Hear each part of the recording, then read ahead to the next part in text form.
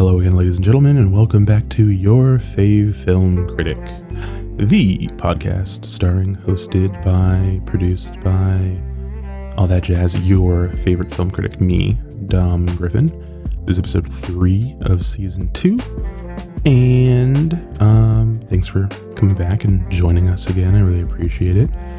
I guess I want to lead in with like a warning about this episode. I only watched one movie this week, and I wrote a review of it that doesn't come out until next week, so I'll probably save talking about that movie more in depth until the next episode. I didn't really watch a lot of movies or shows, like almost anything. It's been like a wrestling heavy week for me. Like, I watched a lot of pro wrestling, so I am going to talk about some of the like usual like news, and I have a question at the end and some of the regular stuff, but I think the biggest chunk of this episode is just going to be entirely wrestling related. And I don't know, if you're watching this on YouTube and you clicked on the thumbnail, I'm pretty sure you can see that.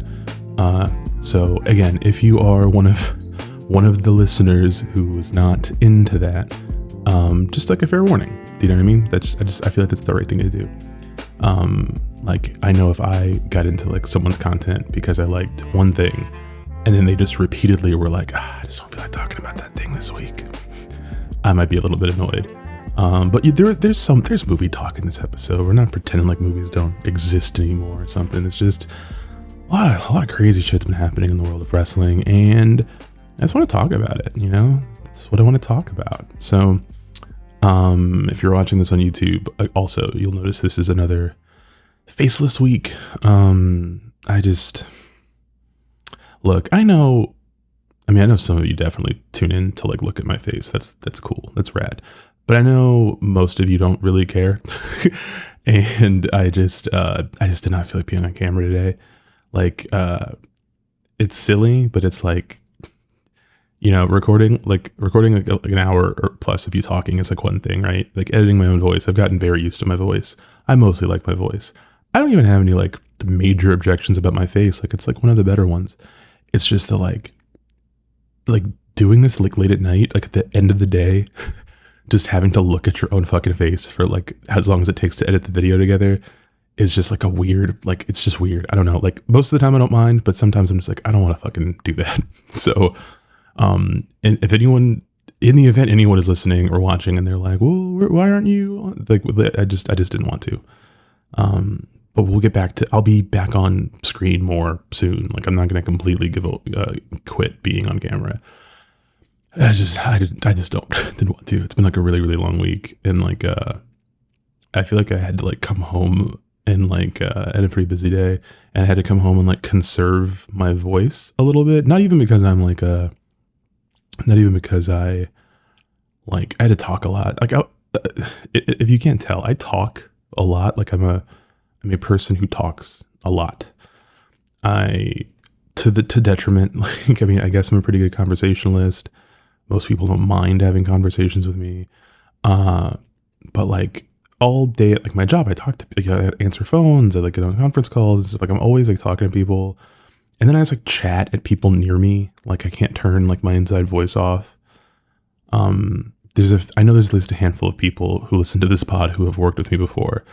And their review of the pod is always, yeah, it's just kind of like being at work with you. Like, this is just what you sound like.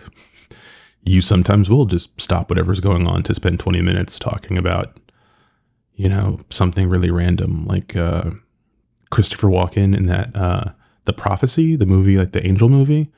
Like, that just popped in my head just now. I haven't thought about the movie in a while. If that had happened to me at work and I was with someone who's seen the movie, there goes half an hour.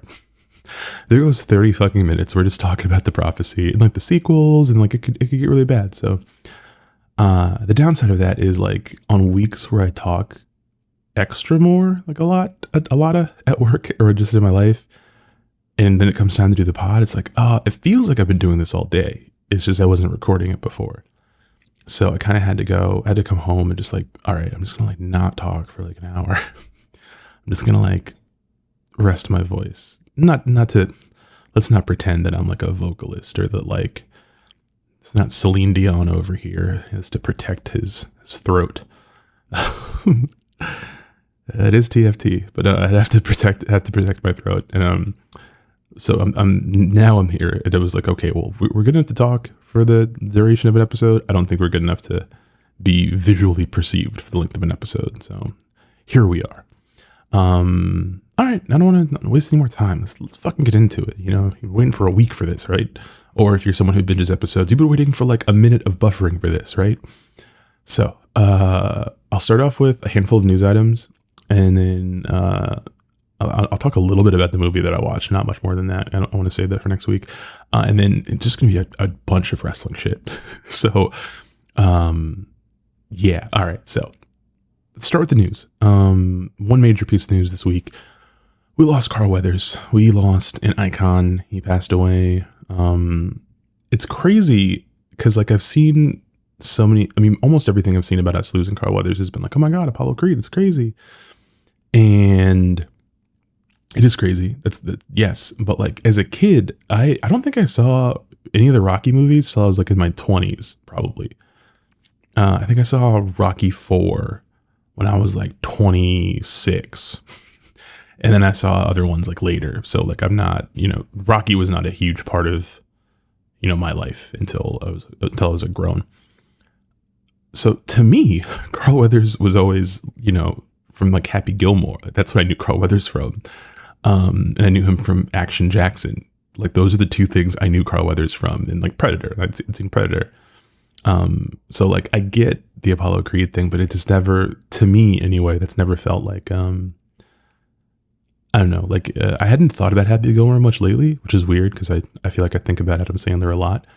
But when Carl Weathers passed, I just like a rush of Happy Gilmore came flooding back to my brain. Like I thought about how much of my young life I spent just quoting that movie all the time and thinking about it all the time, and honestly believing it's like the funniest thing ever made. And I kind of still, I sort of still believe that, if we're being real.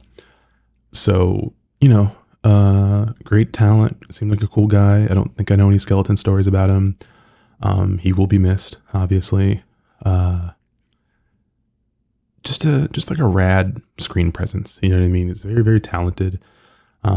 He's been around long enough to where like a variety of people will know him from a variety of things. Like there's going to be young people who only know him from like The Mandalorian, which is crazy. But like, hey, he had staying power. I watched there's a little video that Sylvester Stallone released, sort of like just a little like short thing, just talking about him and how much he meant to him and stuff. And it was like really touching and really honest. I really love listening to Stallone talk about stuff. Like he's just such a like, there's just so much like emotion there. I don't know. I've talked about it before, but like Stallone's great. There's this little moment at the end of the video where you can tell that like the minute they're done recording, he's just going to let it out, And obviously I don't want to sound like I'm promoting hiding your feelings or whatever, but I think you could tell he just wanted to say some words about a man who's very important to him, and especially very important to his career too. Like Carl Weathers being good in Rocky is very important to Rocky being as successful as it is. And it was like Stallone putting him over big, and I think you could tell he was getting emotional, but he didn't want it to be about him. Like, you could tell he had things he wanted to say about Carl Weathers, and he just wanted to say them and put them out in the world so people could see them. And that he was like really kind of holding back. And like at the very end, once he got it all out, you could tell it was like, he was going to go let this out now.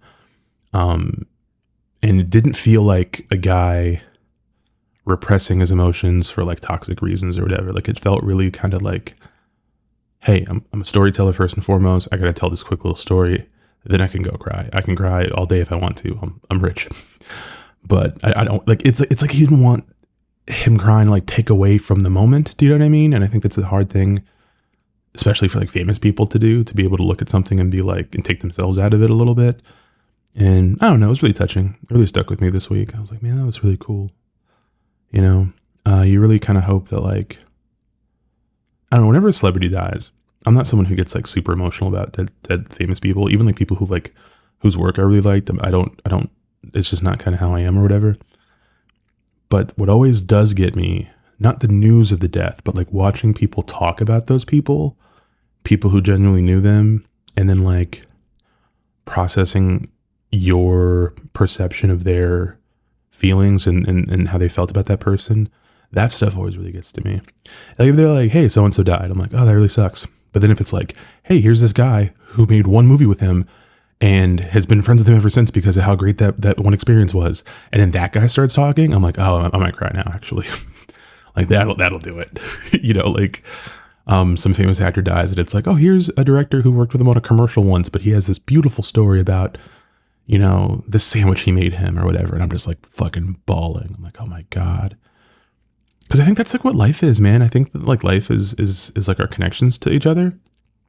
And I think that like anyone who dies, whoever, you would hope that I have an unfortunate habit of saying if you die as if it's like an option.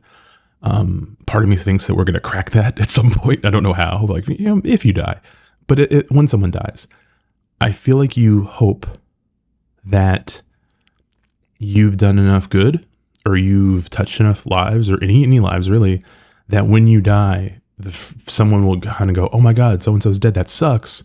But then not far from that is like a good story or like a good moment or like just a cool thing, a memory.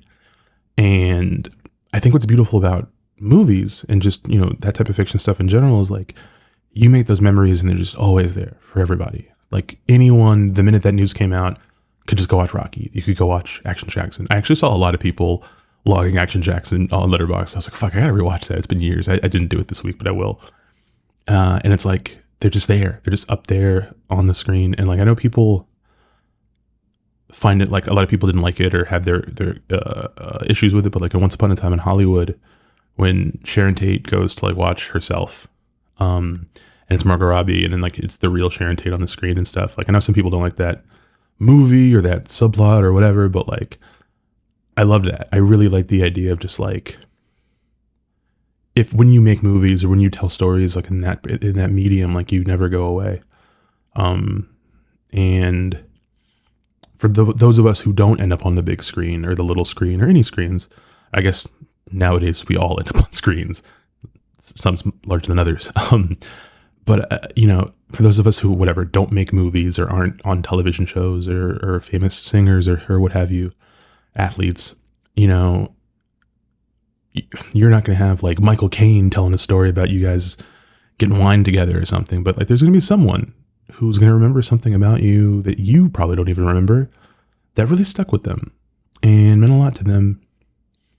And they're going to think about that when you go. And I just think it's really cool. Like, I think it's really beautiful. And seeing Stallone talk about Carl Weathers like that, I was like, man, that's just rad. It's like really beautiful and really cool. And maybe it made me want to go watch a Rocky movie, but I did not. But I wanted to. I was like, I could throw in a fucking Rocky movie right now. There's like 13 of them. I don't know how many. There's 7? There's 7 Rocky movies. I could Google it. I'm not going to Google it, but there's a lot of Rocky movies. But yeah, I guess it feels like a reminder. I guess anytime we lose someone famous like that, it feels like a reminder to like do your best if you can, and technically we all can, to live your life in a way where like someone's going to get choked up talking about you later, for good reasons. Hopefully not like because they remember some horrendous thing you did to them or something. But like, I don't know. I think it's a good goal. I think it's a good way to think about your life, kind of.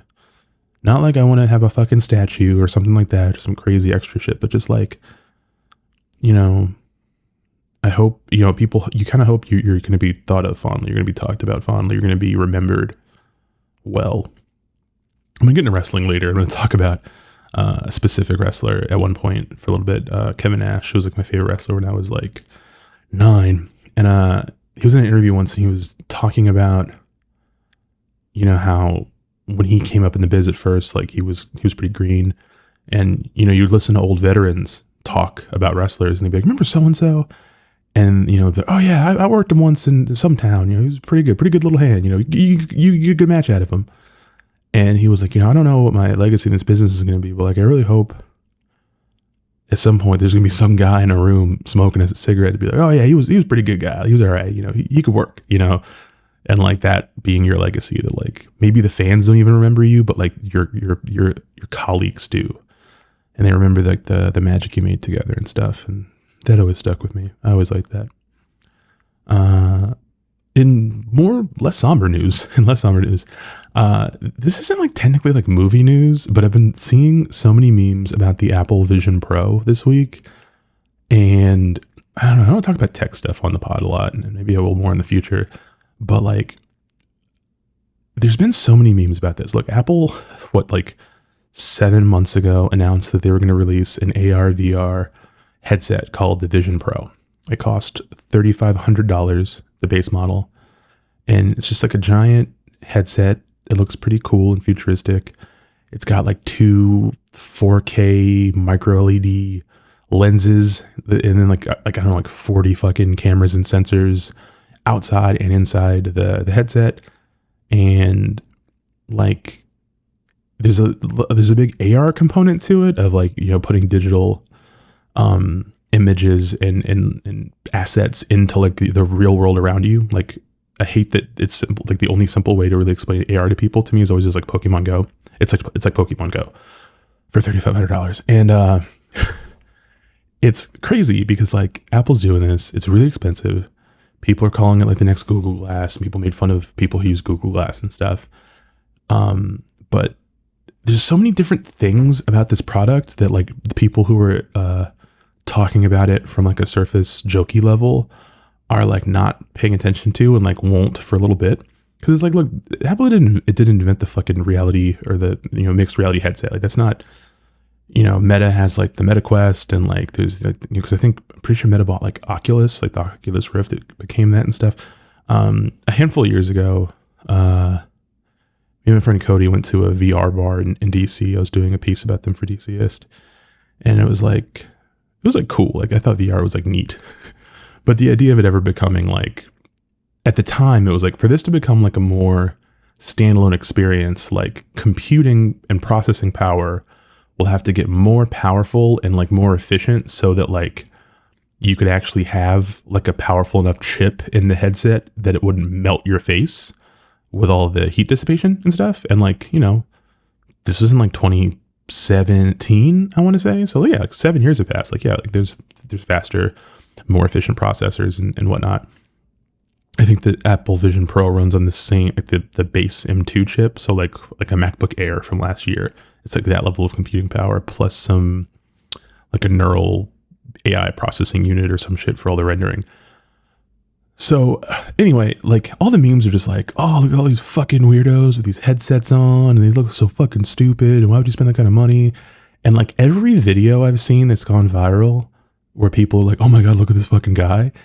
Every person that made those videos made them for that reason. Like it's almost, there was like one picture I saw going viral on like Twitter, and like people just kept dunking on it. And it was like 2 YouTubers I recognized, not people I know for real, but like just whose content I follow. And I was like, they almost certainly took this picture in this cafe for the thumbnail.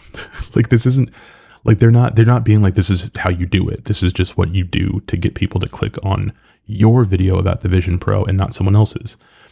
And then after I noticed that, every time I saw a video or a meme or a clip or something, I started recognizing like TikTokers or YouTubers or just other types of influencers. And almost everyone who was being the most obnoxious about it was not being like, this is the future, oh my God. They were like just trying to get fucking clicks.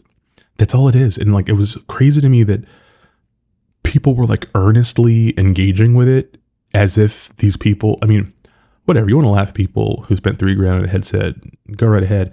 But, you know, some of them are going to spend that on the headset and then make one video about it and then make that back from AdSense. So like, it's not, you know, if you know a guy, if you work with a guy and you go into the office one day and he's in a Vision Pro at work and like, then yeah, I guess make fun of him, you know, if you want to. But it's just so clear that like Apple has designed this thing as like a first gen product to just help normalize the concept of wearing these out in public, which is going to be hard, obviously. But look, in a year or two, when they put out one that costs half as much and is maybe a little bit less ambitious, I could totally see this becoming really popular.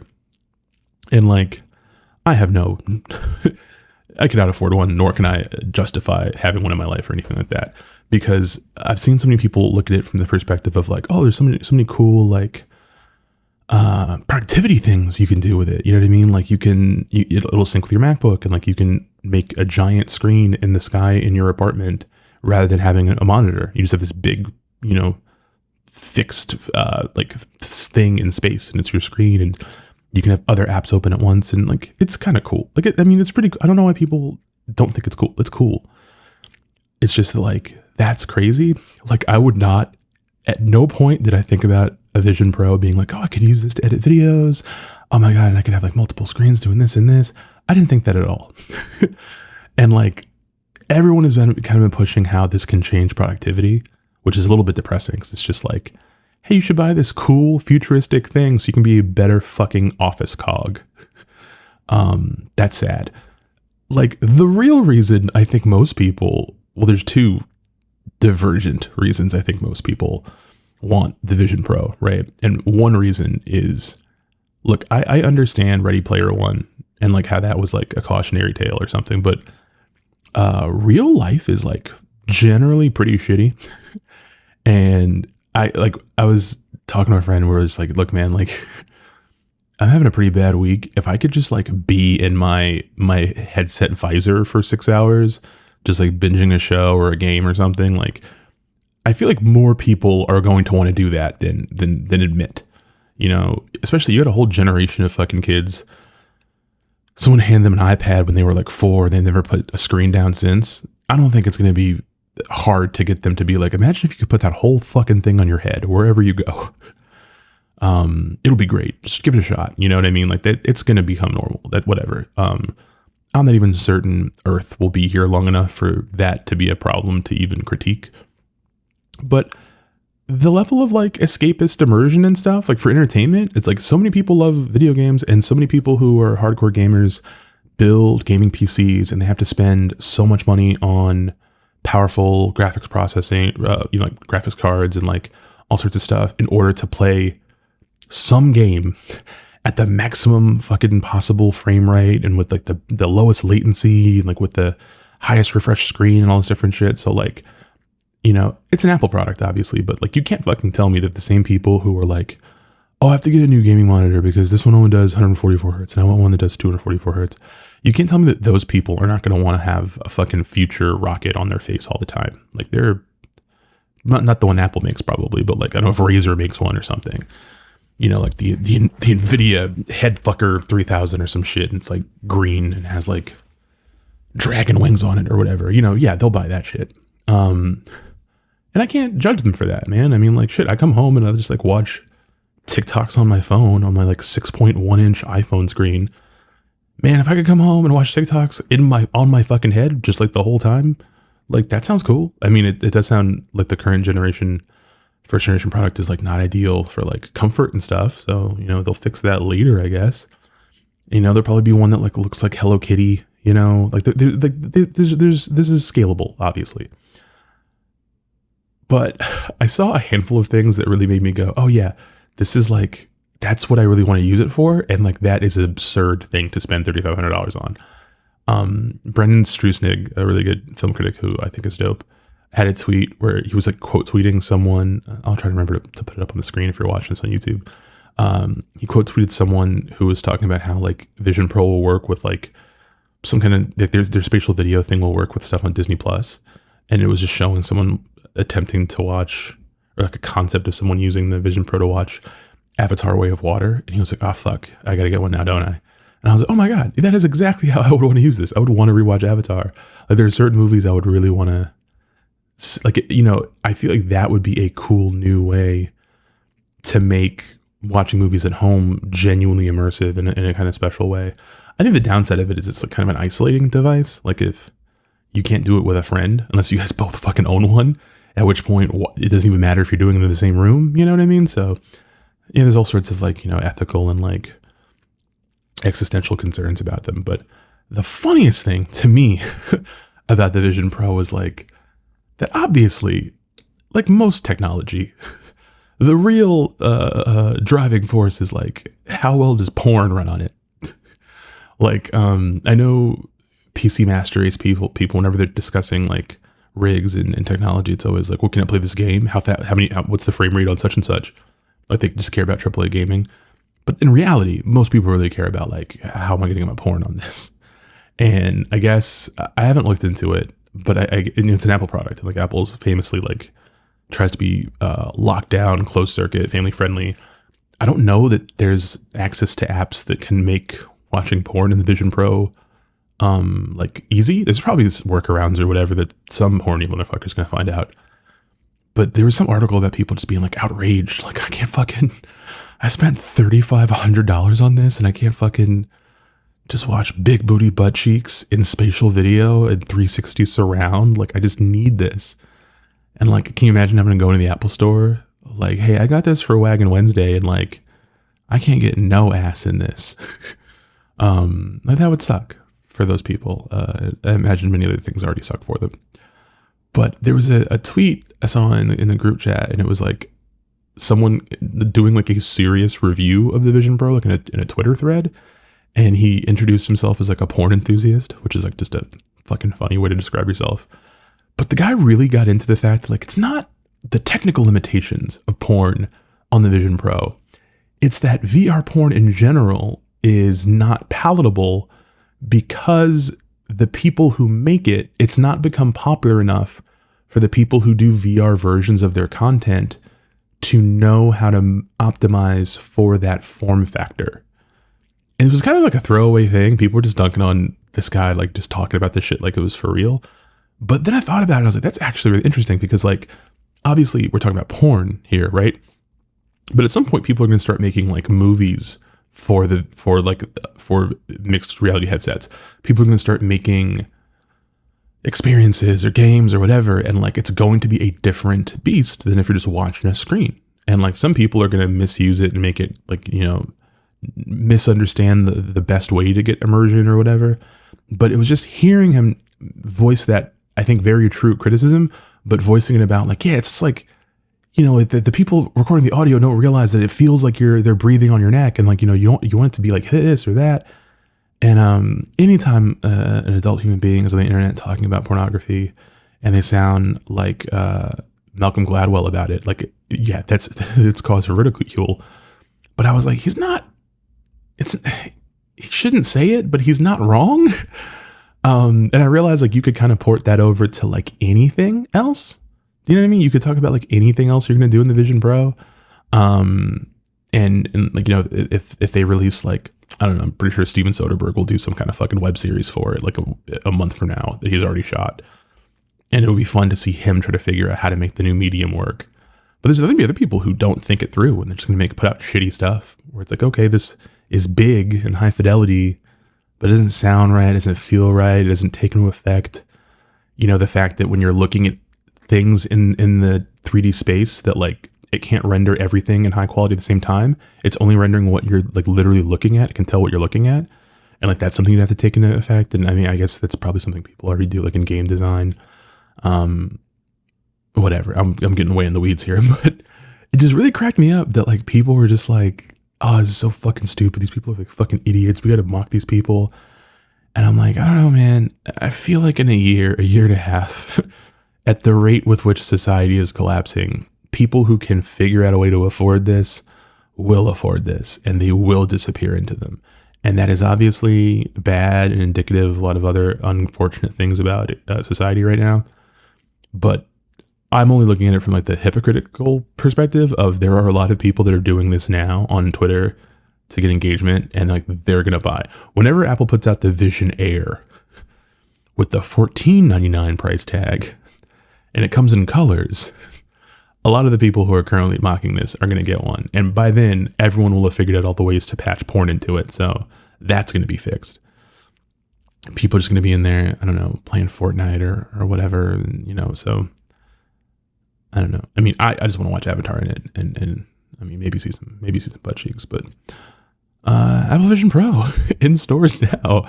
If you have $3,500 that you just want to set on fire because you will use this for 6 hours and then stop forever and then maybe return it or get robbed wearing one. Oh man, that'd be so fucked up. They got me for my Vision Pro, man. Anyway, last bit of news. This isn't really news, but Nolan's been, I don't know, he's had interviewed a couple times, Chris Nolan, in the last week, and I saw two great things that made me very excited.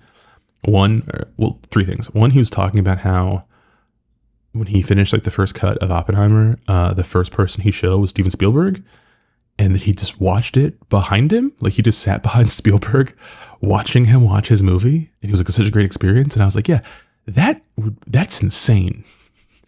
Like that is fucking nuts. Like, I don't know that I'm built for that. Like, I think like if I made a movie and I got to show it to like Scorsese or someone else who I really admire, like Michael Mann or something, I probably wouldn't stay in there with them. I just wait outside. I don't think I could do it.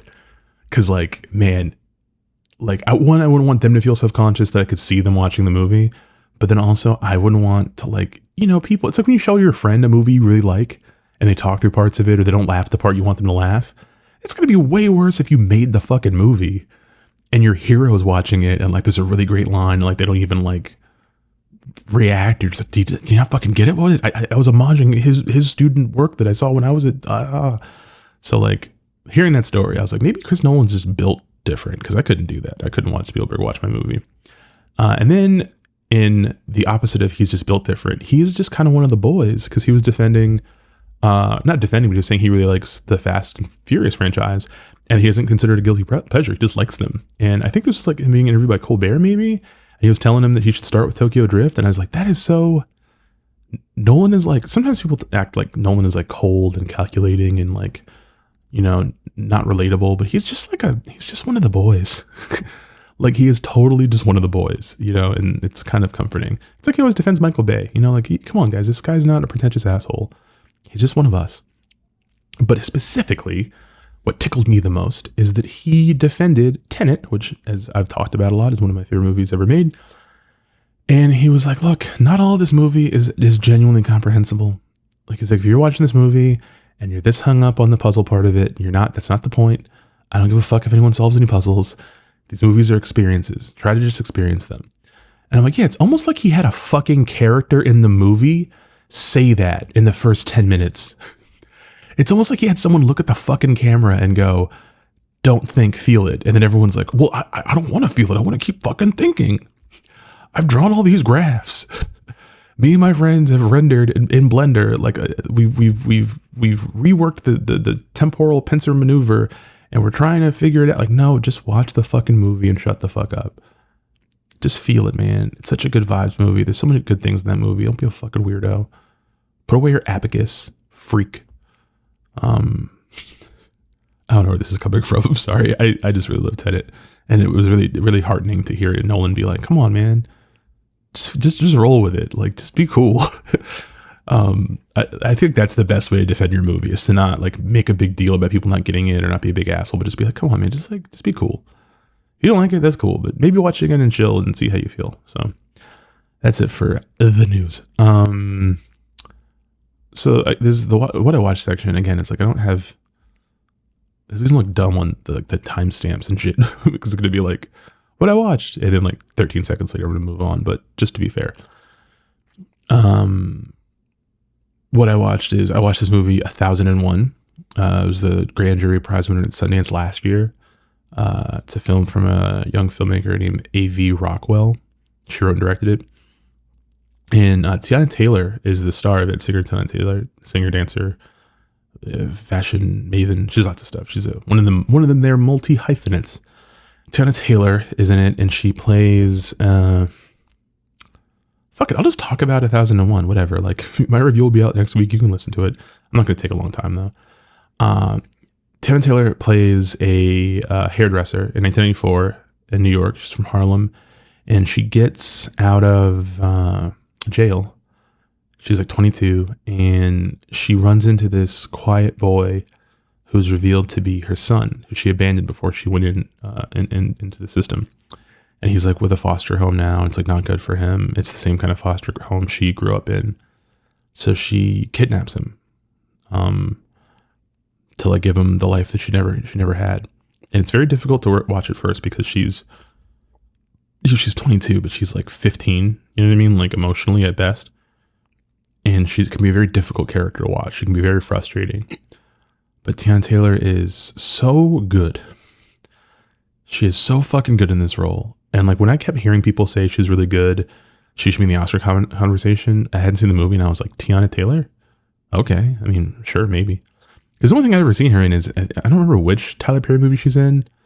It might be, it's not Family Reunion, is it? No.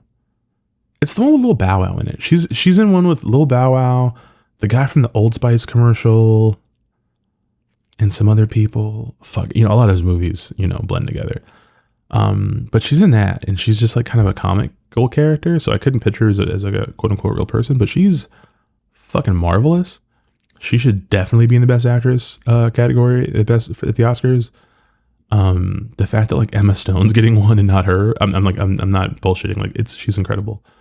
So it's kind of essentially about her and her son kind of on the run, but it's not really about them being on the run. It's really just about her trying to like build a healthy family life out of nothing when she has no idea what one looks like. And it takes place over the next like 10 years. So it also sort of deals with like the changing face of New York City. It gets a little heavy handed with some of that stuff, like a quiet family drama moment. And there's just like a story about Rudy Giuliani in the background, you're like, oh, okay, I see what you guys are doing here. But it's really well made. I think it's really well shot. Like I think they did a really great job of making it feel like the different time periods and stuff. And, a really fucking good movie. I think it's on Amazon Prime right now. Like I said, I'll have like a full review in the Baltimore Beat next week. So if you follow me on all my stuff, you'll see it when it comes out next Wednesday or on Wednesday. It's whatever, soon. And it's a marvelous picture. Like it's a really good movie. I was really into it. I was really feeling it. The end really just fucking punched me in the chest. It's not perfect, you know what I mean? Like there's like little quibbles I could probably make, but overall I was really moved by it. I was really impressed. And it's nice to see a movie where you're like, oh, I can just unequivocally tell someone they have to see it, and I'm not going to be a dick about it. Like I'm not going to be wrong. They might not like it, but I'm not going to feel weird for suggesting it, I would say. So if you are so inclined, check out 1001, starring Teyana Taylor and other people. I don't remember the rest of the cast's names, but the supporting cast is good too. All right, so that's what I guess technically the rest of the stuff is what I watch too, but it's just not movies. So I'll separate it out somehow. Anyway, we're going to talk about wrestling. So it's February, Wrestlemania 40, WWE's annual big event. It's like their Super Bowl. It is in April 5th and 6th, I think. Very important weekend. And, I've talked about wrestling on the pod a little bit before, and I've talked about how, like, for the last almost 2 years, like year and a half, WWE has been real hot. They've made a lot of internal creative changes. The chiefest among them is that Vince McMahon, the owner, promoter, head of creative of the company since before I was born, had stepped down summer of 2022 over an investigation about him using company money to pay off like affairs or whatever that he had that were described as consensual affairs. And when he was ousted from the company, they put Triple H, very famous wrestler, his son-in-law, in charge. And there's a lot of jokes about how, it's going to be so different now. But like it really genuinely was so different after that. Like Triple H has been, he's essentially like the showrunner of the WWE, for lack of a better term. And creatively and in a lot of different ways, the show just got better. I fundamentally believe that pro wrestling doesn't work in the sense that, like, in the modern era, if you do televised pro wrestling, you don't have an off season. You do hours of television every single week, no matter what. That means you're doing like 50 2 to 3 hour telecasts every week, or every year. And I just don't believe that every episode's going to be good, or that every storyline is even feasible to make everything work the right way, because the underpinnings of pro wrestling storytelling and psychology were not designed originally for weekly television of this size. Like it used to be that you just have one show that you did for like several weeks, and you did it in a bunch of different towns because they didn't know about what happened in the other towns. We don't have that luxury anymore. Everything is live. Everything is instant. And WWE in particular, has like 9 or 10 or something hours per week of content. And so obviously nothing got like perfect, but overall it got better, like demonstrably better. From like SummerSlam 2022 to like now, things got a lot better. And the major hiccups along the way all were at points where it was implied very heavily that Vince had gotten back into some kind of power. He had like this crazy majority ownership of the company, even though it's a publicly traded company. Like he owned so many of the shares that he was able to kind of bully his way back onto the board, and then he got back into the company, and then helped facilitate the merger with UFC under Endeavor to a new company called TKO. And he got put into this like fucking like super like one of those made up titles, like executive chairman or something, where he was like above everyone in the company. But Ari Emanuel, who I think is like the full on top guy, you know, like Ari from Entourage, the real life one, you know, was like, look, you know, you need to be focusing on like media rights deals and stuff. Like you don't need to be dicking around with creative. That's what this other guy's for. You don't have to do this anymore. And one of the big creative only issues about WWE has always been that Vince is like a tinkerer and he's like a perfectionist. And he just changes things on the fly and he's temperamental. And a lot of things happen in WWE programming that don't make sense. And they all tend to trace back to like Vince did this weird creative thing, you know, and having him not around, a lot less of that stuff happens. A lot of stuff just makes more sense. It's just easier to watch. And as evidenced by the fact that like they were breaking records all over the place in terms of gate revenue, in terms of attendance, in terms of all sorts of stuff. Like the product has been hotter than it's been probably since I was like a kid. It's been crazy. It's been really entertaining too. It's really enjoyable. So I'm going to put like I guess like a trigger warning here, because like we're going to talk about the other side of that. And it's just not fucking pretty. I'm not going to get into too much detail, but I do want to be careful and make sure that no one is like made uncomfortable by hearing the stuff. But a few weeks ago now, Vince was, 2 weeks ago now, I guess, he was forced to fully resign from the company. And now he doesn't have enough shares post-merger to strong arm his way back in. But he is under federal investigation. And one of the women from the alleged suits from before has filed a suit against him and John Laurinaitis, who used to be one of the head of talent relations for the company, and WWE itself, for accusations of like rape and abuse and sex trafficking and all this like really fucked up stuff. If you're interested in like knowing more, and I would be very careful about doing this to yourself, there's a 67-page court document that's like just freely available, because that's how the court system works, that outlines like everything that she alleges. And it's horrific. It's really, really terrible. It's not like it's even, here's the thing. Vince McMahon has had credible allegations in the past. In the 80s, there was a former referee of his who had a credible, I don't know, I'm adding credible, like whatever. If someone makes an accusation, like it's credible. Claimed that Vince had raped her and like used like some sort of like corporate offer or some shit to like to leverage it against her. And there's a couple of other instances of just like, I mean, look, the guy's a fucking weirdo.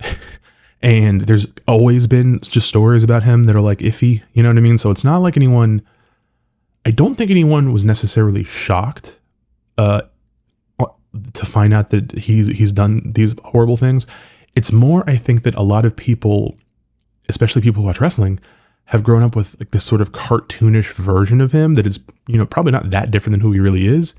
And in some ways that has made him seem more regular, maybe not more regular is not the right word. He seemed more like, oh, he's just sort of like a bargain bin creep weirdo.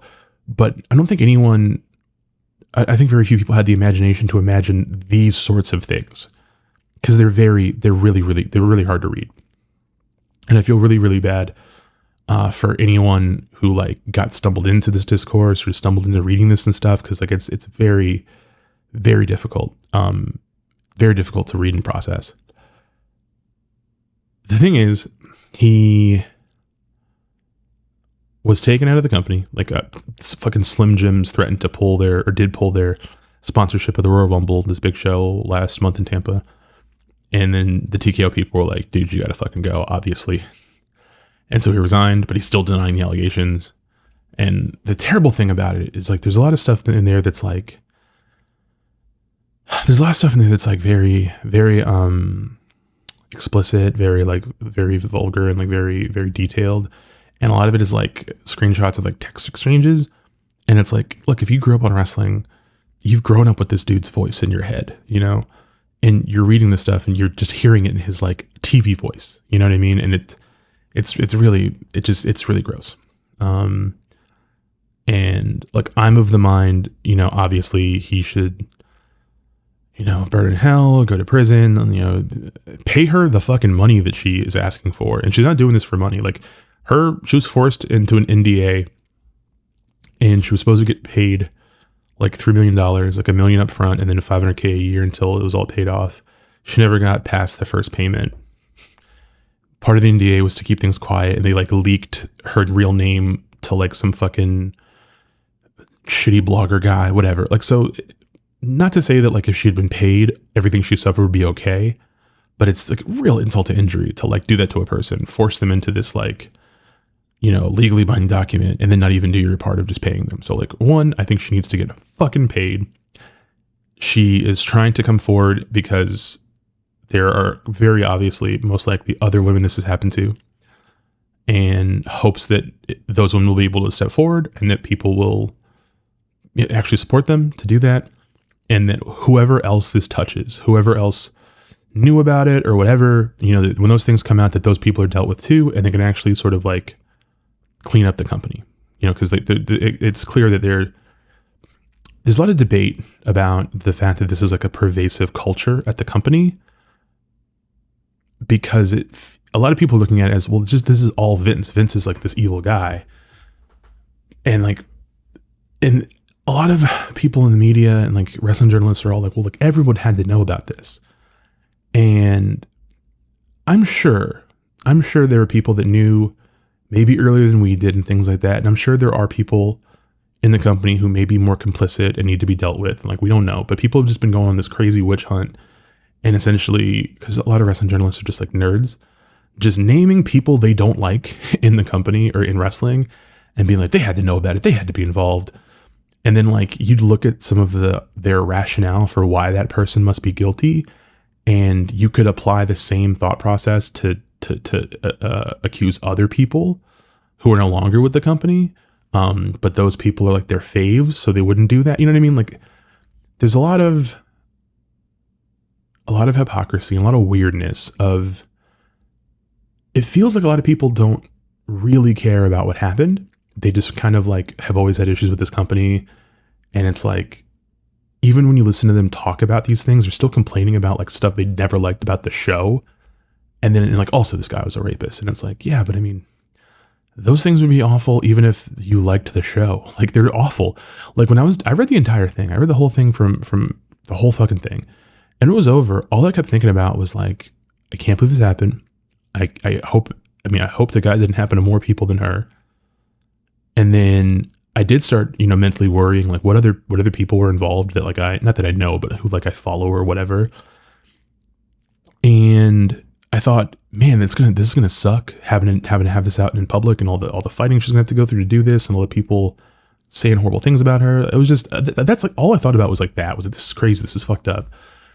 So to log online and see people just be like, you know, if so-and-so did it, they should fire him, and then they should put this person in his role because they would do this. And it's like, motherfucker, did you just read the same 67-page document outlining very detailed, like, stories of abuse and subjugation, and your first thought process is like fucking fantasy booking the wrestling next year? You know what I mean? It was just crazy.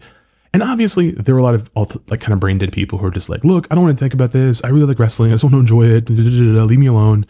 And those people are children too. But like, there is this thing of, you know, the idea that this is like, some people look at this as just like a spectacle. It's taking away from the show, which I think is just not the right way to look at it. But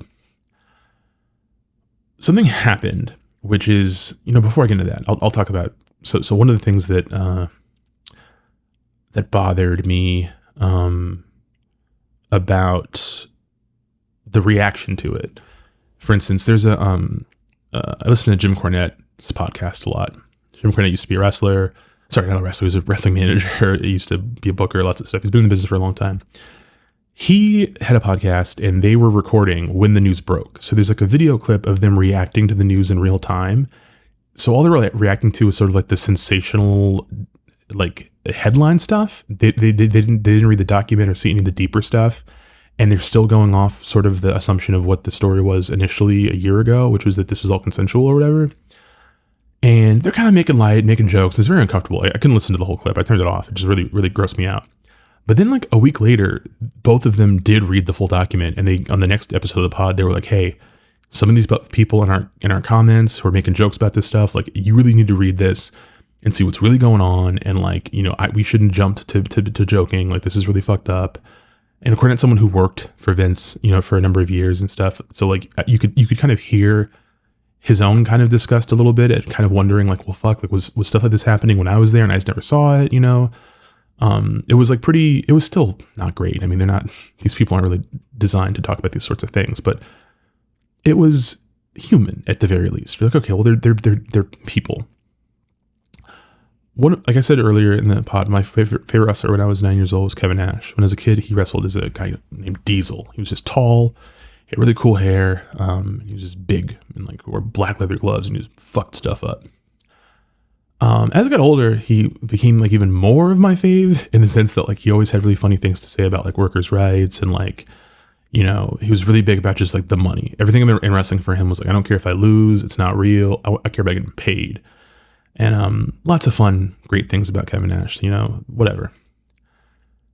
He has a podcast too, and he finally released an episode about the whole thing, and I couldn't listen to it because he just immediately clearly didn't read the suit. He clearly didn't do any of the research, and he's just assuming that she's making it up and she's trying to profit off of what I think his exact words was that she shouldn't be able to profit off of deviancy, implying that she was not coerced in any way and that, you know, she was just one of this rich billionaire's like, you know, side pieces and it just didn't go right. She needed to get the money. It's all about the money. Why didn't she take him to criminal court?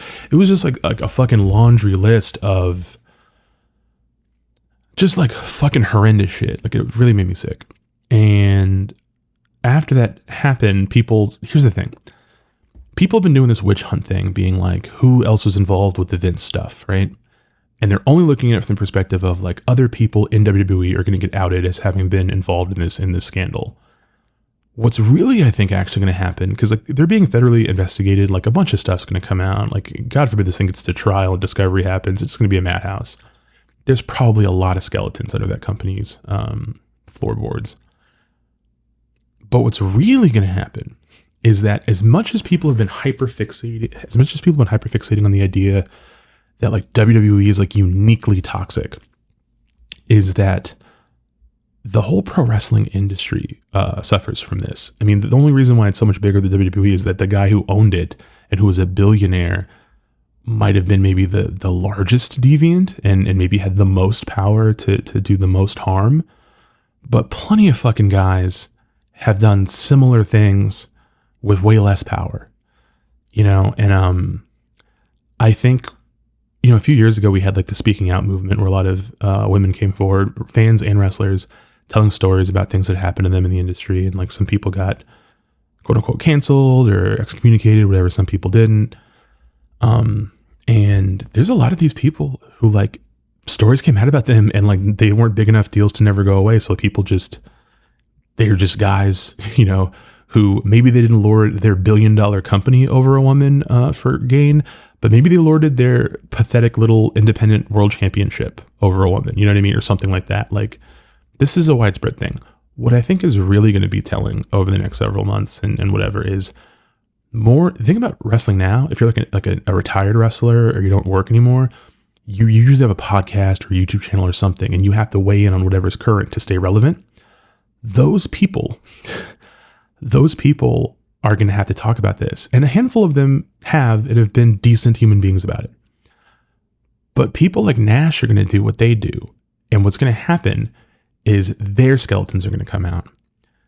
And so I'd seen some people talking on Twitter, specifically Nadine, who's like I forget Nadine's last name. She's written for like Pitchfork. She's like a music writer. She's very talented.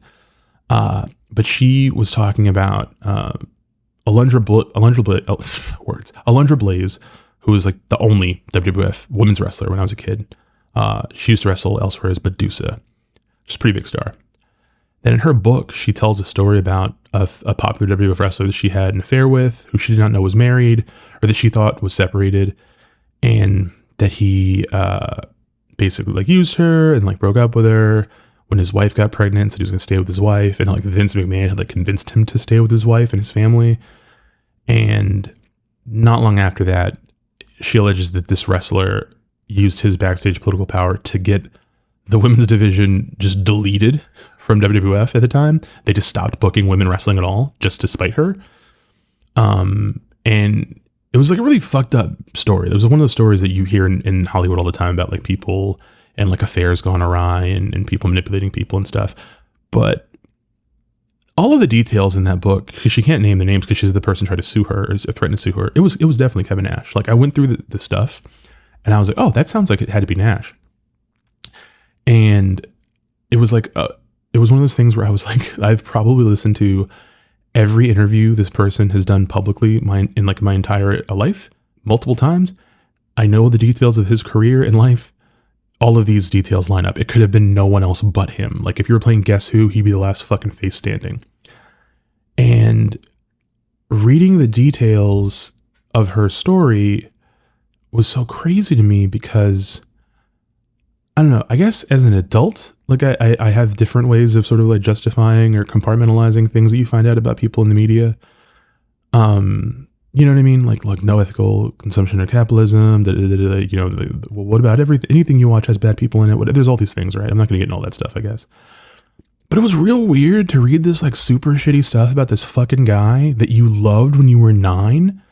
And they happened when you were 9. Like everything they were describing, I knew exactly like when in the timeline these things happened from her book. And I'm a little embarrassed to say that something about that made it more real for me. Like it was something I thought about very heavily that day, where I was just like, man, like I remember like fucking crying when Diesel lost the WWF world title to Bret Hart at Survivor Series 1995 at the USA Arena. It was my first wrestling live show ever. I was so sad. I liked him that much. I fucking cried. You know what I mean? I had no fucking idea. And why would I at 9 years old that he was like being this much of a profound piece of shit, you know? And I want to be super clear too, that I'm not like conflating what Nash did to Medusa with like the rape and sex trafficking things that Vince has been accused of and very likely did. I just want to point out that it's like, some people have been talking about this as like it's sort of like this uniquely WWE, these really rich guys. And it's like, no, man, like everyone in power does things like that. Not everyone, but there's a lot of people who use their power like so awfully, you know what I mean? And it's like really, it's a much more widespread than I think people think. And I've seen a lot of people getting into these like gotcha tribalist battles over like, well, you support a rape, and it's like, look, given how widespread this is, a lot of your favorite wrestlers fall into this. Maybe to different degrees, maybe to different stuff, but like I'd seen people be like, well, the show I watch doesn't have that type of thing. And it's like I could name off like 4 people off the top of my head who've had like allegations that are, you know, at least in the same realm. You know, and it's like, if you really want to care this much on this level, you have to be a little bit more like vigilant, I think, and like pay attention to this type of stuff. But I wanted to, this will be the end of the triggering portion. I'm not going to talk about anything else like that. But the thing is, a couple of days before this news broke, The Rock, Dwayne Johnson, came back to the WWE. And he got added to the board of directors, the TKO board. He, I think, was given, I don't know, like $30 million worth of stock or some shit. I don't know the exact figures. I'm not looking it up. And he got the rights back to like The Rock, to like all that stuff that he kind of had to share with the WWE or whatever. And it was exciting for people, whatever. Like it was obviously designed to kind of distract from the fact that this Vince stuff was happening. And it worked. I don't think the stock even took that much of a hit when he had to resign and stuff, because it was like, well, they got The Rock now. It's probably fine.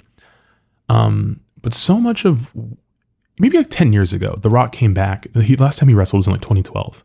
He came back. He did like a three-year thing where he came back in like 2010 as like the host of WrestleMania.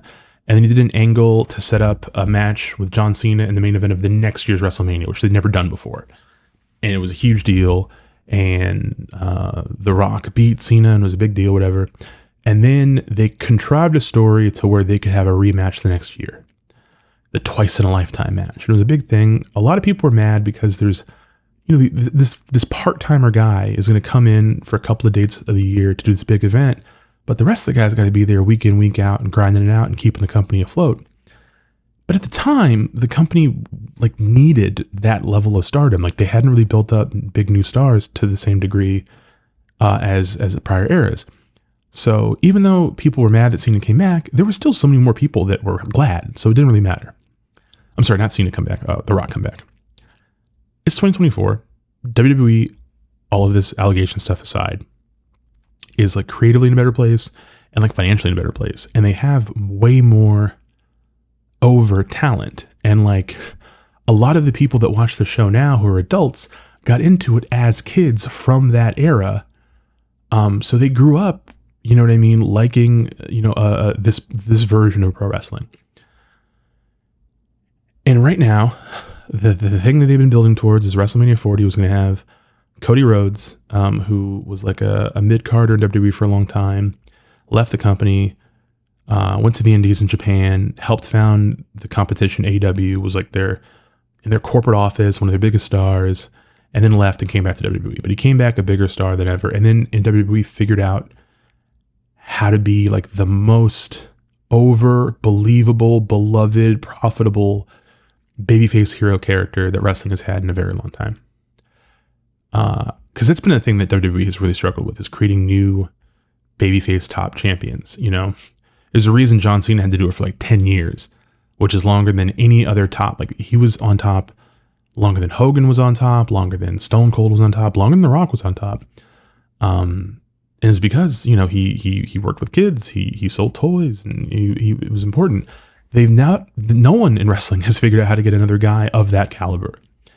And against all odds, Cody Rhodes did that. He became that guy. I was at WrestleMania 38 in Dallas, and Cody had come back as a surprise opponent for wrestler Seth Rollins. And we had been joking going into this because like it was kind of like people kind of knew it was coming or whatever. It was a surprise, but like there were rumblings on the internet. We kept joking about, man, Cody's going to come back to the company. He's going to have to eat so much crow for leaving and talking shit about them at the competition and stuff. He's going to come in here and just have to fucking kiss the ring. We were joking about it because it was like funny. He came out. He had it's essentially the same entrance he would do when he was in AEW, the same song, the same everything. But it was just at this huge venue with this really crazy production quality. And it was just different. It just like, it was like, oh, this actually looks like it fits now. Like he never seemed to fit over there. Like this is kind of where he wanted to be in the first place. And throughout the course of the match, I remember we were all in Dallas for my friend Justin's bachelor party. So it was like a whole gang of us, just a whole bunch of grown men watching wrestling. And I remember there was a moment in the match where I looked over at Justin, he looked over at me, and we were like, yo, I think Cody might win. Like I think they're gonna have him go over. And when he did go over, it was like, yo, I kind of liked that. Like we were kind of into it. And like, I'd been making jokes about Cody for years. Like I liked him when he was an underappreciated mid-carder in the WWE. But when he went off to try to become his own thing, I was like, oh, this is so try-hard. It wasn't doing it for me. I just didn't get it. It was like he finally sort of figured out exactly what to do and what was really missing from wrestling. And what was really missing was someone to do the John Cena stuff. And he is like almost better at it than Cena because he's so much more like emotional and like dramatic. He's like a big drama kid kind of, and everything about what he does is just like, I can't even call it earnest to a fault like Cena, because like Cody does seem like super fake at times, like, but it's like fake in a way where you're like, it's so fake, I love it. I don't even care that you're lying. Like you're so good at this. Kids love it. He just seems like a superhero to these people. And he's become their biggest star, like their top baby face. He last year was supposed to face Roman Reigns, like the sort of final boss of WWE, and he got screwed at the finish, and we all thought he was going to win, and he lost. And then it was like, look, well, they're going to come back to this next year. They're going to get the rematch. They're going to pay it off. It's been called finishing his story. That's what they've called it. Cody came back to WWE and said his main, we're talking characters now, not like real life stuff. His character's motivation was that his father, Dusty Rhodes, a very famous wrestler, he'd had a match, I think, against superstar Billy Graham in the Madison Square Garden in WWF back in the day. And he got screwed out of winning the WWF title. He never won that belt. It's a belt that he got to hold in a fake out finish in Madison Square Garden, like the home of WWE, and had to give it back. So it's like, this is the belt my dad never won, and I'm going to fucking win it. And I'm going to have to go through this guy, Roman Reigns, who was one of the new generation of wrestlers that my dad helped train. Like, my dad, in some cases, spent more time teaching these guys the business than he did me. And there were so many good layers to the story, and like there's so many really strong promos and like really compelling shit. And I know some people don't like the soap opera side of wrestling, but I think the soap opera side of wrestling is like so much more important than people think. It's what makes you actually care about the cool moves and the fighting and the violence. Like it's the investment, the emotional investment. So they've been doing a great job throughout the year. Somehow, even though he lost last year, Cody became an even bigger fucking babyface. He's so fucking over. He has been on top of cards that every market they went to, they would go, this is the most amount of money we've ever made in this market. This is the most people we've ever had in this arena. Like it's on his back. He won the Royal Rumble, which is like the big, you win the Royal Rumble, you get a shot at a champion if you're choosing at WrestleMania. It's like, it's been that way the whole time or whatever. But The Rock had come back a couple of weeks before the board of directors thing. It was like a surprise. And he cut a little promo implying that he was going to come after Roman Reigns, who's his cousin. And they've been going on and on for a while about the idea of a Rock Roman match for years now. And like, it just never happened. The Rock's been busy in Hollywood. He hasn't had the time to come back. The last time he wrestled, he like fucked his stomach up or something and almost jeopardized a movie shoot. He was making it hard for him to, I think, get bonded probably by insurance companies. So wrestling was not on his radar. He would come back for little moments and leave. Things have not been going well for The Rock, okay? The Rock, he tried, every time a movie of his has flopped, we've seen him just have meltdowns in public about it. Like, well, it had a really great audience score, and the people loved it. Well, why didn't they pay? It's different. Don't worry about it. He had that failed coup of the DC universe. Like, he's at his lowest, essentially. And here, the WWE is at its hottest in a very long time, completely without him. And lo and behold, at a corporate level, people are petrified of all this event stuff. And they think it's going to like, oh my God, it's going to like ruin all the money we're making. And The Rock, last week there was this big segment, essentially. It's like, well, who was, the Royal Rumble ended with Cody winning the match and pointing at Roman from across the arena, like, I'm coming for you. So it's a done deal. There were other things that were supposed to happen at WrestleMania that couldn't happen now. Like CM Punk, his big return, he got injured, so he couldn't be in a big match. Brock Lesnar was supposed to be in a big match, but he was implicated in some of the stuff from the Vince document, so like he's kind of persona non grata for now. So allegedly, The Rock sort of strong-armed his way in and was like, look, someone has to save WrestleMania because all this negative press. And I'm the one to do it. I'm going to come in and I'm the biggest star. And this is the biggest match. And it's going to be the biggest Mania. I'm going to face Roman Reigns. Fuck Cody. And they did this big segment on SmackDown where like Cody tells Roman he's coming for him, but not at WrestleMania. And then The Rock comes out and they stare down. And people just were like, what the fuck is this shit? I don't want to see this. Some people want to see it. Some people like The Rock. Some people think it's still 1998. That's fine. But it leads to this thing where there's been a bunch of craziness for the last week of people made like change.org fucking, like petitions and stuff. Like people want to see the people who watch this fucking show want to see Cody Rhodes face Roman Reigns and beat him for the belt. That's what they've waited for a whole year now. That's the story. Okay. The argument that The Rock versus Roman is a bigger box office draw is moot because WrestleMania is already nearly sold out with no matches announced. because that's how good the product is doing without The Rock. So the only argument for doing this would be not that The Rock is going to make them more money or get more eyes on them. It's the idea, some people think, the idea that The Rock would distract from the Vince stuff. But here's the thing.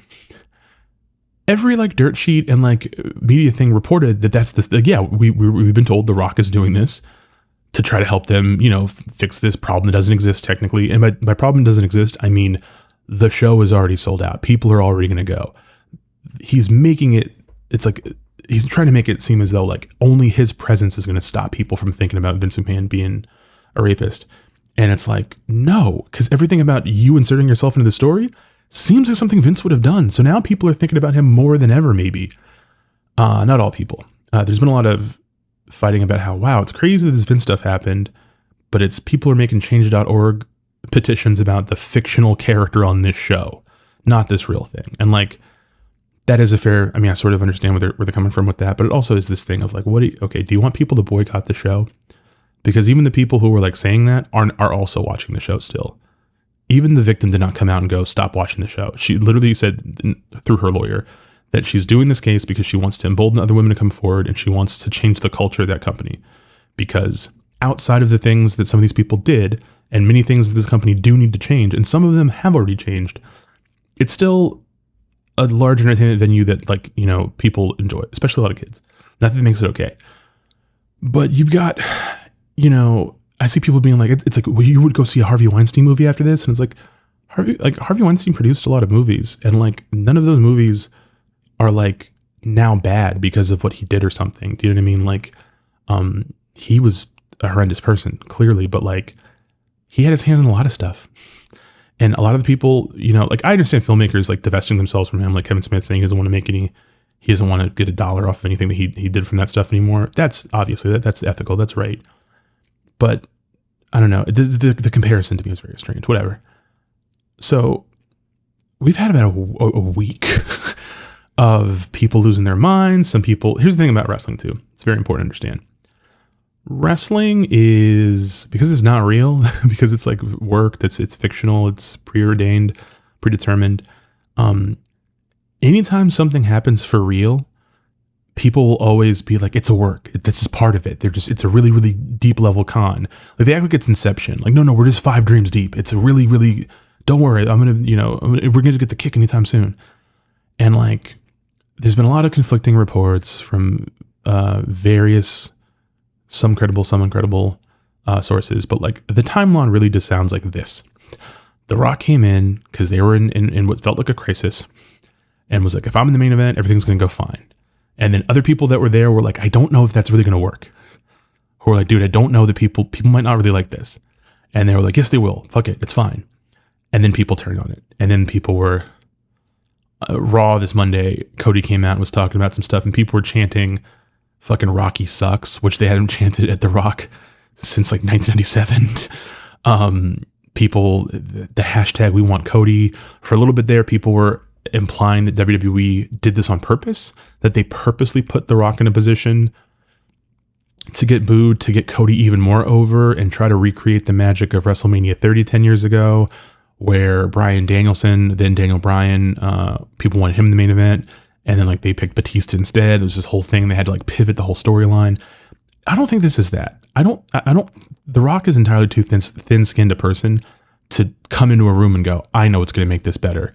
I'm going to come out and pretend like I'm going to take the main event to make Cody more over. And then it's like, no, he doesn't think that. I think he genuinely thinks he's, at WrestleMania 18, he had a huge match with Hulk Hogan that was like a passing of the torch moment between the two of them. And the biggest thing he learned from Hulk Hogan, I think, was just the politicking and the self-serving and only caring about yourself and not the business.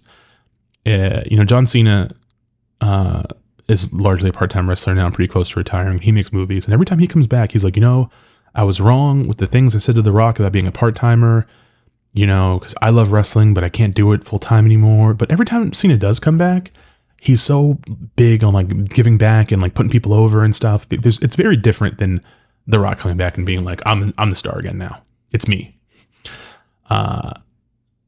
This all built to like, they advertised a press conference, like a WrestleMania kickoff press conference in Vegas for Super Bowl weekend. And it happened a couple of hours ago. So I'll get into that, and then that'll probably wrap the episode up because I've gone very long and I'm sorry. We all knew they were going to have to pivot in some way at the press conference. Like they're going to have to find... It has sounded like The Rock is like contractually obligated to be in the main event of WrestleMania now. So like they can't just not do it. Like he signed fucking papers to be on the board of directors.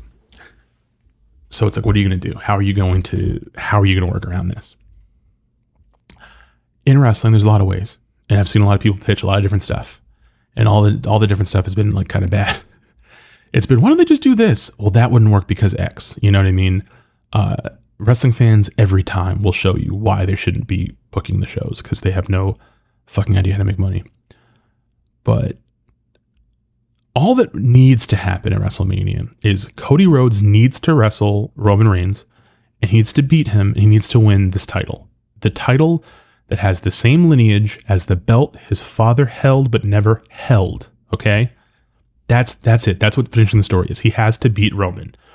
Roman hasn't lost in a singles match since like 2020 or 2019 or something. Okay, he's been built up as the God King of this company. Whoever beats him has to be the next person. They have to be the next guy. It has to be a hero. It has to be a hero who's going to be there every week because the Roman has largely worked a bit of a part-time schedule, not unlike The Rock was. And only like way better. So that's what has to happen. Whatever you do to get to there is like whatever. We had a very straight path. Now we have a windy one, but we got to get to there. The Rock was on fucking Pat McAfee this morning. And the thing about The Rock is like he's never evolved his character since 20 years ago. The Rock will show up and he'll cut the same kind of promos he cut when I was in high school.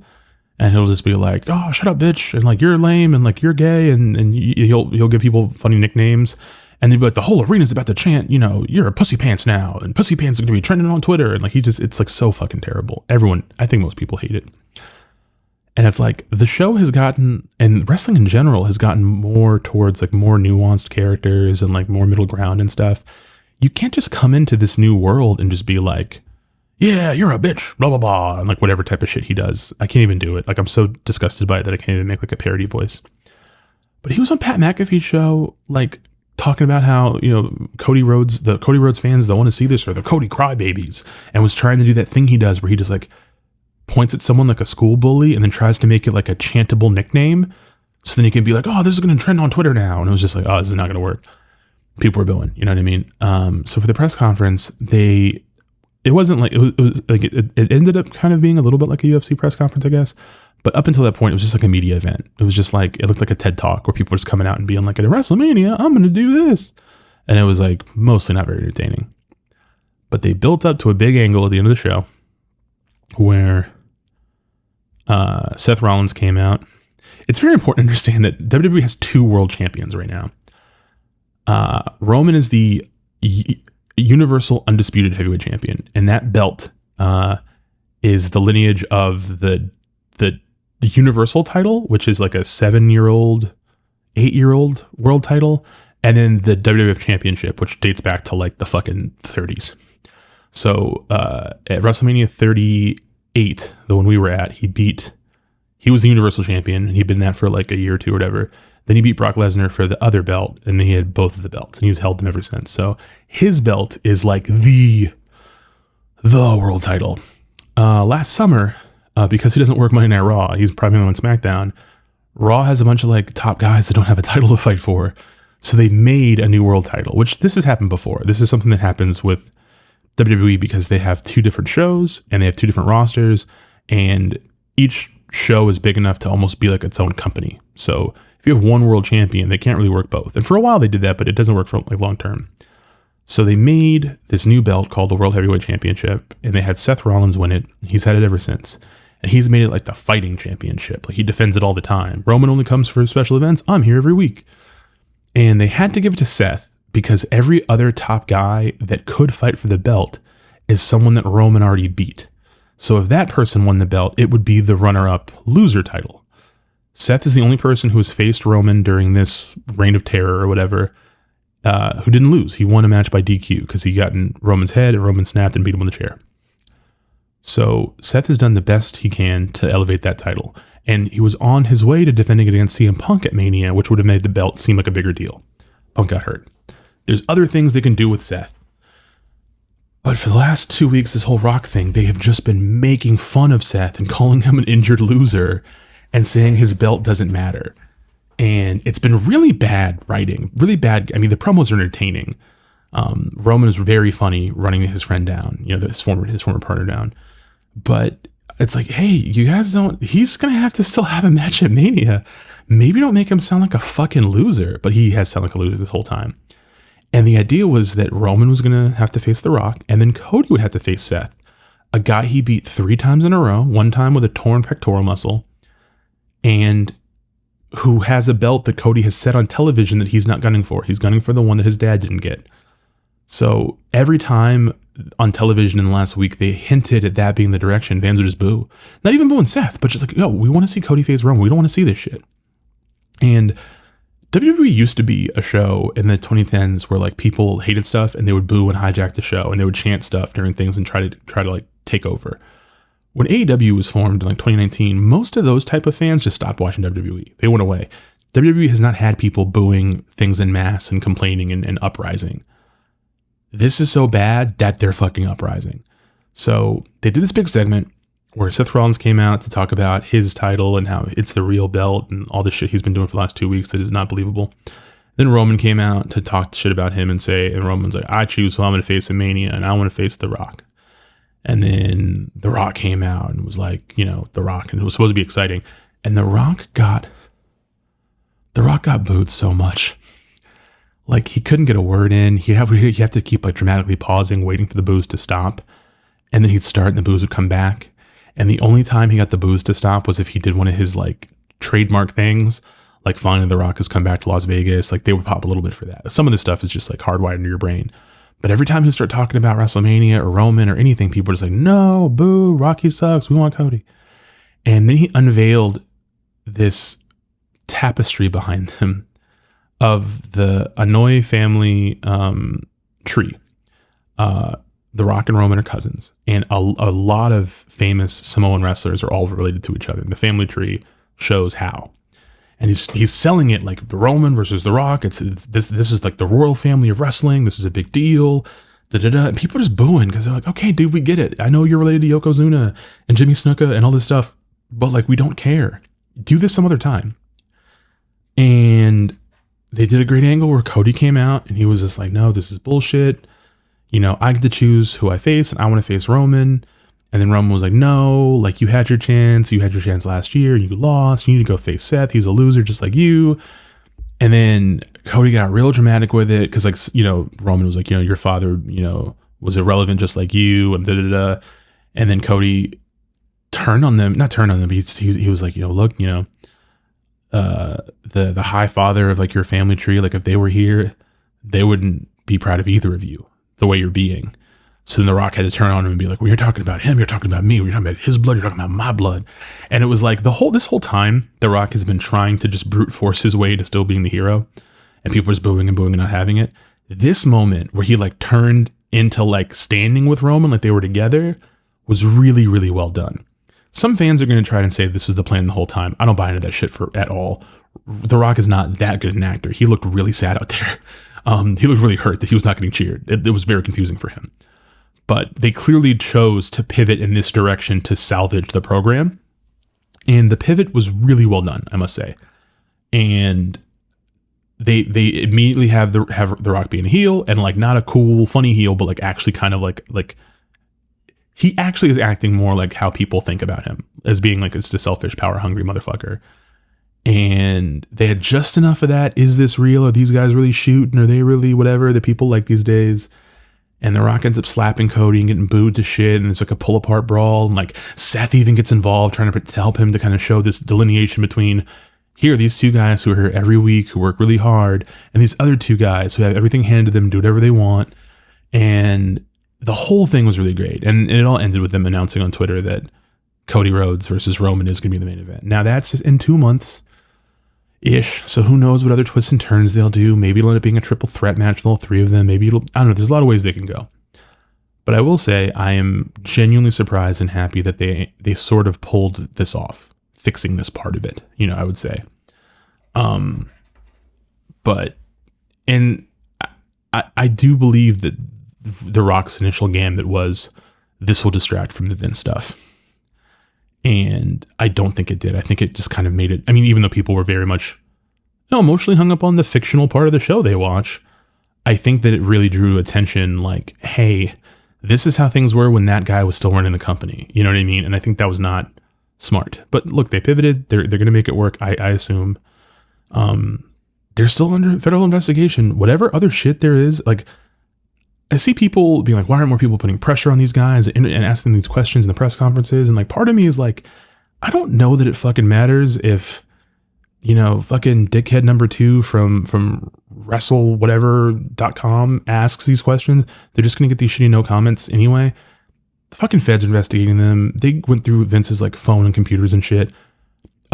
If there's more shit to come out, it's going to come out. Like, it's going to come out. It is actively in the process of coming out.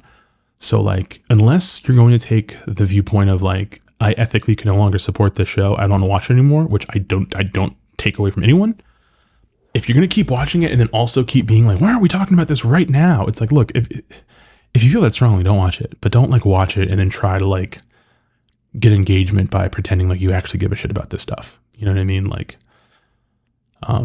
cause yeah, I don't know. It's been very weird, but I did find it very fascinating that so much of the worst part of this shit essentially was like a fucking selfish weirdo looking at like rape allegations being like, this is my chance. This is my chance to take things over. Like, that's fucking crazy to me. So I'm kind of glad that on some level, maybe that at least that part's not working. And, if more women come forward, I think we should show them the support they need and like not pull a fucking bullshit Kevin Nash being like, these, it was just very disappointing. I'm sorry to even like keep bringing it up, but it's just like, there's a way to just be like a decent person, to just like be open to being supportive of people who have been through hell. And a lot of wrestling fans, for a variety of reasons, are just not fucking doing it right now. And I hope that as this stuff comes out, like more stuff is going to come out, and not just about this company. I'm telling you, stuff's going to keep coming out about other fucking people too. I hope people can be normal and try to create an online environment, or just an everywhere environment, where those people will feel embraced and supported for coming forward, and not demonized and memed and whatever else the fuck. So that's that on that. All right, wrestling talk over. One last question. We have one question for the episode. My friend Luke. Hi, Luke. Luke asks. Oh, why am I trying to make this bigger? I can't see this question. Okay, sorry. What the fuck? Why won't you scroll up to... My notes are being... This is embarrassing. Okay. All right. Luke asks, question for the next episode. Inspired by watching The Third Man, the Carol Reed film starring Orson Welles and Joseph, other people in it, what movie soundtrack totally took you out of the film and the vibes that everything else was trying to create? Okay, so Luke does not fuck with the zither score from The Third Man, very clearly based on that question. I think it's cool, but I understand how he feels. I have two answers to this. One is... So when I was a kid, one of my favorite movies was Legend, the Ridley Scott fantasy movie with Tom Cruise. And I'd only seen the theatrical version, and Tangerine Dream did the score. It's great. When I was like 16 or 17, maybe a little bit older, they put out a director's cut DVD, and it had the original Jerry Goldsmith score. And I like other Jerry Goldsmith scores, but I fucking hate his score for Legend. And I don't know if it's because I like the Tangerine Dream one so much and I didn't print it on it, but the Goldsmith score felt like a joke, sort of like a attempt score. It was just like every music cue was like exactly what you would expect in a very boring way. Like, I don't remember specific motifs or whatever, and maybe someone who knows like composing better than me would like defend it. I haven't listened to it since I was a teenager.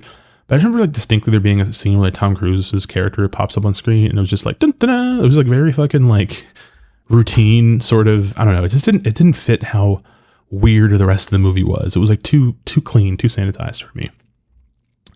My second answer is not technically a score. It's like the reverse. The movie Waves has a score from Trent Reznor and Atticus Ross, but the movie has literal non-stop needle drops. Like there's like 50 songs in it or something. It just feels like the movie, like, oh, you got Reznor and Ross to like score your movie? Yeah, I did. And they did some really cool work, but instead, I just wanted to play this Spotify mix I have. I just want to have like a lot of like Kanye songs. I just think that like, I know their score is really evocative and interesting, but I think A$AP Rocky would fit here better. And there's a couple of moments where the needle drops are cool, but then it's like, holy shit, dude, this is like, it's just too much. I think it's criminal. Why would you even bother getting those guys to compose music for you and then do this? And it's not like when Fincher did the exact same thing in The Killer, because he just specifically used all the Smiths music and it like really kind of fit and was interesting. This is just bad. If you've never seen Waves, I hate the music in that, and the movie is not very good. I think I reviewed it on Letterboxd, and I think I called it Moonlight if Brockhampton had made it or something. And that was one of my funnier bits. All right, guys, this one's gone on a little long, but I think that's it for the episode. If you watched this episode on YouTube and you liked it, please hit the like button. If you loved it, please subscribe. You'll be the first notified whenever I put out new content. So if you hit the little bell icon to get notifications, if you're into that. And if you have any questions, like just regular questions, you can ask them in the comments, or just want to talk about anything. I like talking. But if you have questions specifically for the show, you can just say, hey, question for the pod. You can do that in YouTube comments. You can do that on Twitter, on Instagram, anywhere. You can email me at armchairauteur@gmail.com. I will get your questions. I will answer them on the air. It'll be great. And if you're listening to this wherever podcasts are listened to, thank you for doing that. Whatever podcast platform of your choice is, drop me a review, share with your friends, do all that stuff. If you dig this, don't gatekeep me. I want more people to be in on this with us. So thank you all again. I hope everyone's doing well. We'll talk soon.